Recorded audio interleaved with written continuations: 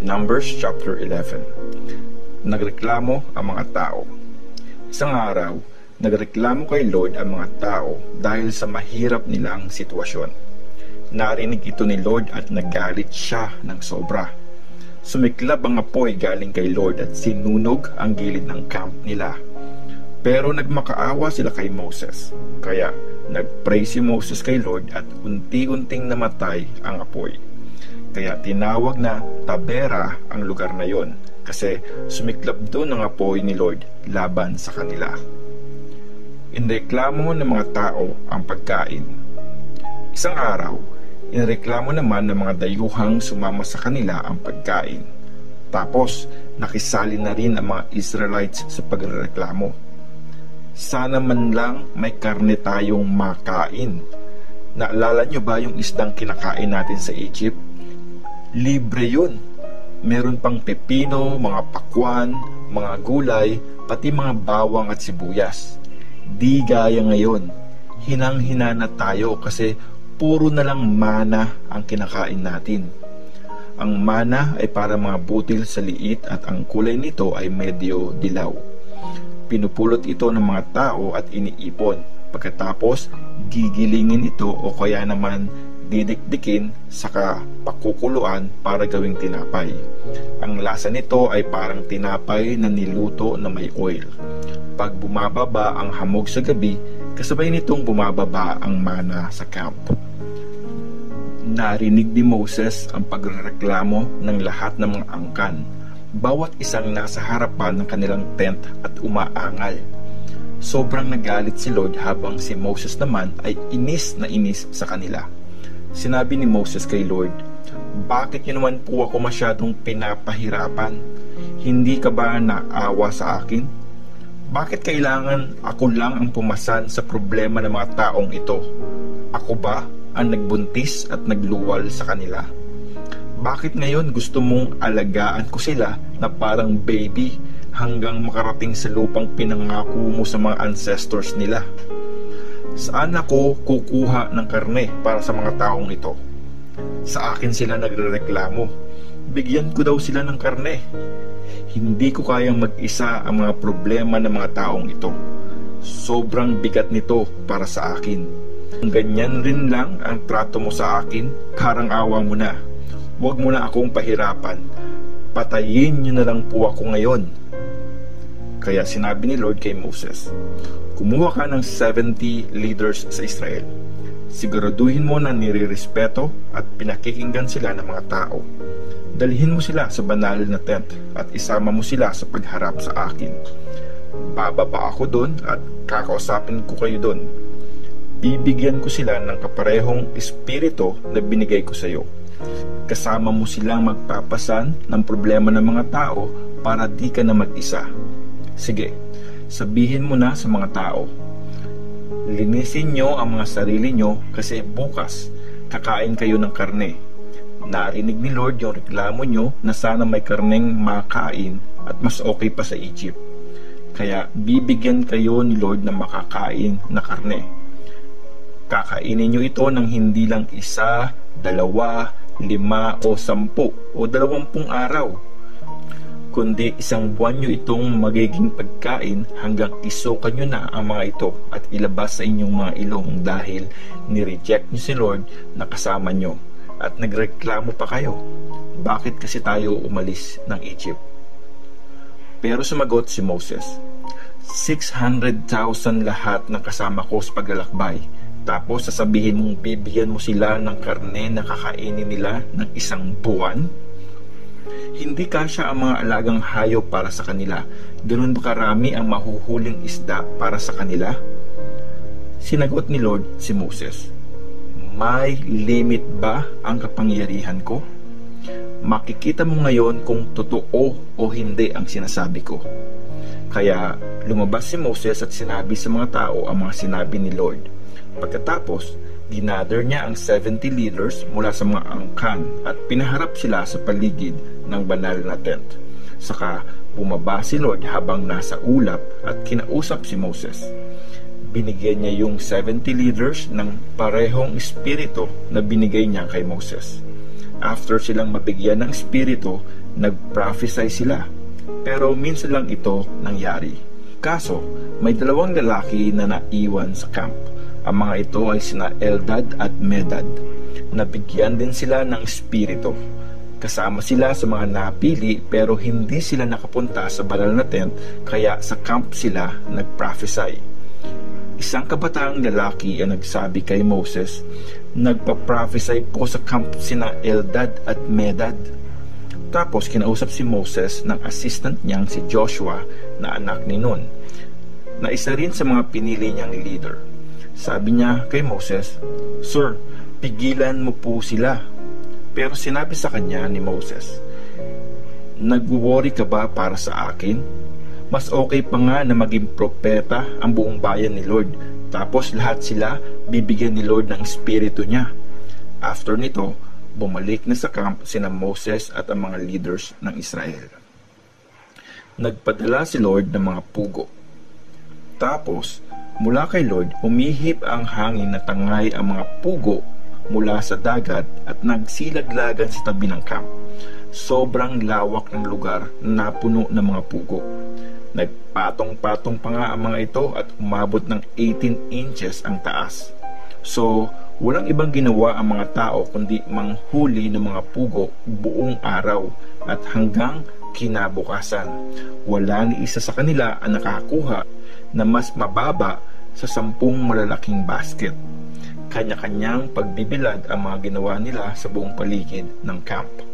Hindi pa man nila nalulunok ang ninunguyang karne sa bibig nila, subo pa ng subo ang mga tao. Kaya sumiklab ang galit ni Lord laban sa kanila. Binigyan sila ni Lord ng malubhang sakit. Tinawag na Kibroth Hataba ang lugar na yon, kasi doon nilibing ang mga taong namatay dahil sa sobrang takaw sa karne. Nagpatuloy sa paglalakbay ang mga tao mula Kibroth Hataba hanggang patungong Hazerot at doon sila nag-camp. Numbers chapter 12. Nireklamo ni Miriam at Aaron si Moses. Nireklamo ni Miriam at Aaron si Moses nung nasa Hazerot sila, kasi nag-asawa si Moses ng isang taga-Ethiopia. Sabi nila, "Kay Moses lang ba nakikipag-usap si Lord? Hindi ba nakikipag-usap din naman siya sa atin?" Narinig ito ni Lord. Si Moses ang pinaka-humble sa lahat ng tao sa buong mundo. Kaya tinawag agad ni Lord sina Moses, Aaron at Miriam. "Kayong tatlo, lumabas kayo at pumunta sa banal na tent." Agad namang pumunta ang tatlo. Bumaba si Lord sa anyo ng haliging ulap at nag-stay sa entrance ng banal na tent. Tapos, tinawag niya sina Aaron at Miriam at lumapit naman sila sa harapan. Nagsalita si Lord, "Makinig kayong mabuti sa sasabihin ko. Kung may mga prophet sa inyo, nakikipag-usap ako sa kanila sa vision at sa panaginip. Pero ibahin nyo ang servant kong si Moses. Sa kanya ko pinagkatiwala ang bayan ko. Nakikipag-usap ako sa kanya ng harapan, malinaw at direkta. Nakikita pa nga niya ako. Kaya bakit hindi man lang kayo natakot magsalita laban sa servant kong si Moses?" Sobrang nagalit si Lord sa kanila. Nung umalis siya at nawala na ang ulap sa ibabaw ng banal na tent, biglang nagkaroon ng malalang sakit sa balat si Miriam. Namuti ang balat niya na parang snow.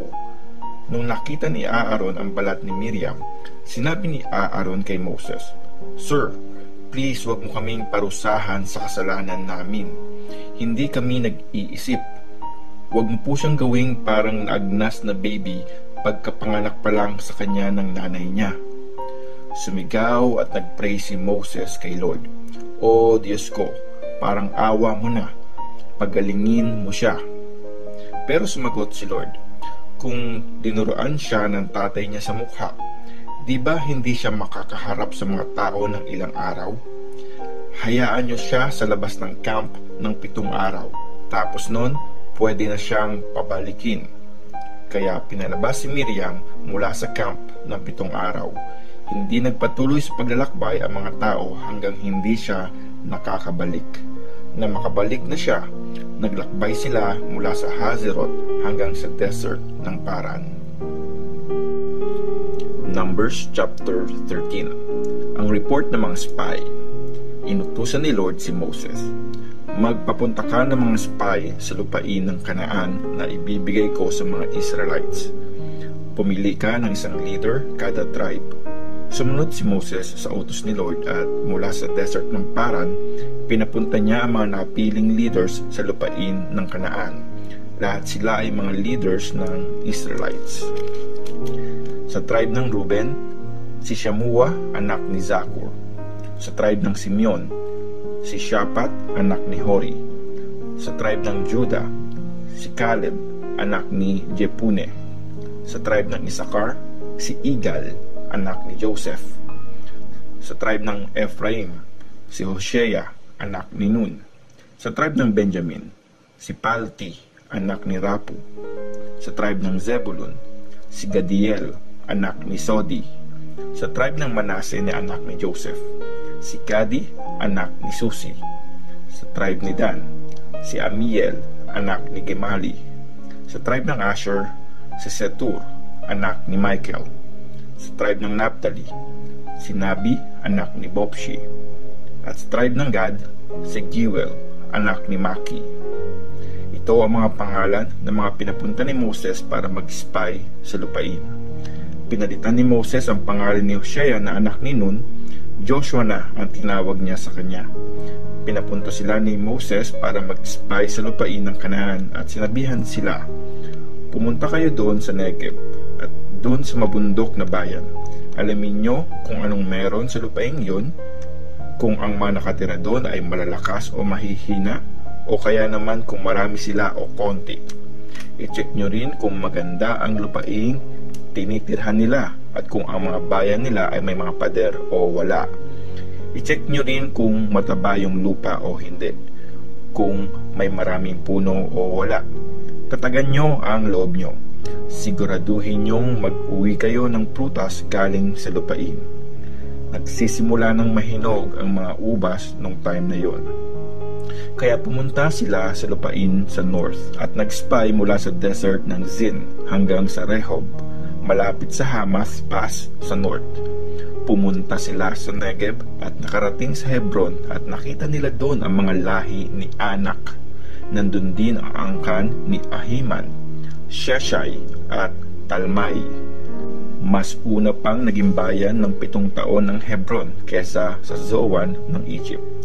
Tumuloy sila at nakarating sa Eshcol Valley, kung saan pumutol sila ng isang sanga na may kumpol na mga ubas. Nilagay nila ito sa gitna ng isang kahoy at pinasan ng 2 tao. Nag-uwi rin sila ng mga bunga ng pomegranate at mga figs. Tinawag na Eshcol ang lugar na yon kasi doon kumuha ng isang kumpol na ubas ang mga Israelites. Pagkatapos ng 40 days, bumalik na ang mga spy sa lupain. Dumiretso sila sa desert ng Paran, sa Kadesh, kung saan nandun sina Moses, Aaron at ang lahat ng mga Israelites. Nag-report sila sa kanila at pinakita sa lahat ang mga prutas na dala nila mula sa lupain. At kinuwento nila kay Moses, nag-spy kami sa lupain na sinabi mo. Mataba at masagana ang lupa doon at ito nga yung mga prutas na galing doon. Maganda sana ang lupain, kaso malalakas naman yung mga taga roon. Napapalibutan ng matataas at matitibay na pader ang mga malalaking city nila. At ito pa, nakita namin doon ang mga lahi ng higante. Sakop ng mga Amalekites ang lupain ng Negev. Ang mga Hittites, Jebusites at Amorites naman ang mga nakatira sa mga mabundok na bayan.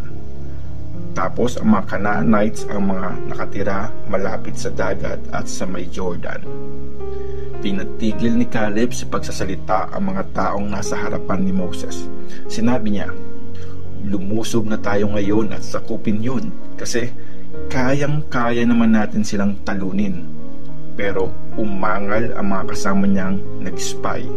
Hindi natin kayang labanan ang mga taong yon. Mas malakas sila sa atin.